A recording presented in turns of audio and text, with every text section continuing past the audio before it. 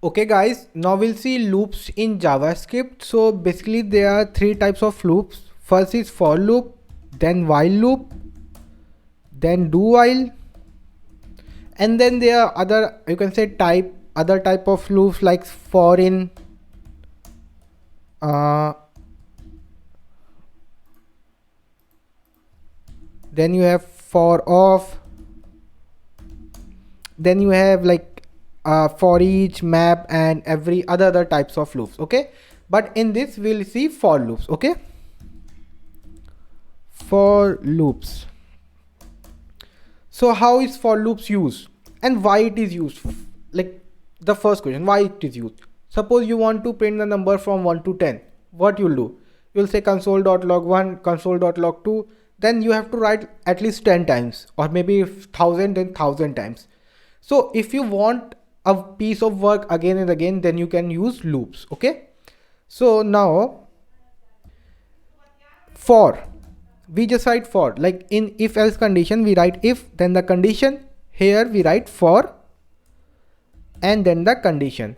So here basically we take three statements. We have a statement 1, STATEMA, statement 1 semicolon, statement 2 semicolon, statement 3, then as usual curly braces.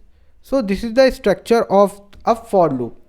You have a statement 1, statement 2, statement 3, then curly braces, whatever you wanna do inside that. Okay, same as if. It will run without like any, if you have any less statement, but it won't execute the way you want. So that's another part, don't go towards that.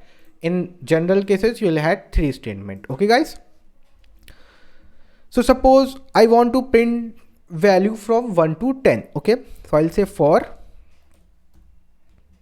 Now I want to print, so the starting point of value, so here will be the starting point. So let me just write again, it will be the starting point, STRTI starting point, or starting value maybe. Okay, then this will be ending value, and this will be changing value. So you will have to do like this. So I have to do starting value, so I have to print from 1 to 10. So my starting value should be 1. Okay, 1 to 10. So here I'll say I equals to 1. So what is this I? This I can be anything. You can be like say, you can say starting value, whatever variable name you want. Okay, generally it is taken as I, or you can do here also, let I equals to 1, and you just directly write I, because I is by default 1. Okay, you said okay, my starting value, what happened, yeah, you said my starting value will be I, then you have ending value. So till when you want to use, so I want to use till 10. So I'll say I should be less than equal to 10, because not less than 10, I say I should be till 10, less than equal to 10. Then second is changing value, how the value should change. So this is something you gotta take a look. Suppose you can change value 1 comma 2 comma 3 comma 4 comma 5. So you are incrementing by 1. Okay, other than that you do like this, 1.5 comma 2.0 comma 2.5 comma 3.0. so you can do like this also, or you can like do this also, 1.1 comma 1.2 comma 1.3. so in all the three ways you are going towards 10 only, but you have to choose how you want. You want increment by 1 and go towards 10, or you want increment by 0.5 then go towards 10, or you want increment by 0.1 and go towards 10. So how you want? I'll say I want increment by 1. Okay, so I'll say I equals to I plus 1. Okay, then this is the curly braces, Now you will say console.log I. So what will happen? I will say, okay, I starting value 1, then I should be less than 10. Okay, I will be incrementing by 1. It will come here, print the I will be 1 for now. Again go back, increase the I value by 1, check, I is less than 10, no, yes, yes. Again come here. Now it won't go here, okay, here, then it will check the value here, sorry, then increment, check, print, increment, check, print, increment, check, print. Like if increment, check, false, come down. Okay, so let me show you. Save. See, value got printed 1 to 10. How? Firstly 1 value, starting point printed, then increment by 1, check if less than 10, yes, again printed if less than 10. When I value became 10, it came here and exit.